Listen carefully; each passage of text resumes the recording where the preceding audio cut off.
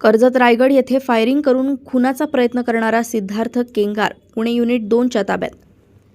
1 October रोजी Karjat police station Raigad येथे मिळकतीच्या वादावरून खुनाचा प्रयत्न करून अग्निशस्त्रमधून फायरिंग केल्याबाबत गुन्हा करून आरोपी अनेक दिवसांपासून फरार झाला होता। सदर आरोपी पुणे शहरातील असल्याबाबत वरिष्ठांकडून गुन्हे शाखा युनिट 2 प्रभारी संतोष सोनावणे यांना माहिती प्राप्त झाली होती। त्याप्रमाणे गुन्हे शाखा युनिट 2 कडील पोलीस अधिकारी व पोलीस अंमलदार यांचे पथक तयार करण्यात आले। 29 नोव्हेंबर रोजी गुन्हे शाखा युनिट 2 कडील पोलीस अधिकारी व पोलीस अंमलदार फायरिंग केलेल्या गंभीर गुन्ह्यातील पाहिजे आरोपीचा शोध घेत असताना पोलीस अंमलदार शंकर कुंभार, उज्ज्वल मोकाशी व विजय कुमार पवार यांना त्यांच्या बातमीदारामार्फतीने बातमी मिळाली की गुन्ह्यातील पाहिजे आरोपी हा वडारवाडी पुणे भागात फिरतोय।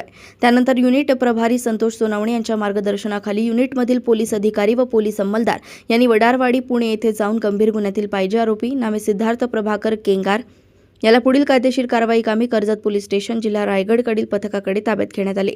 सदर आरोपी रेकॉर्डवरील गुन्हेगार आहे। पुणे येथून सहसंपादक रणजित मस्के यांची रिपोर्ट।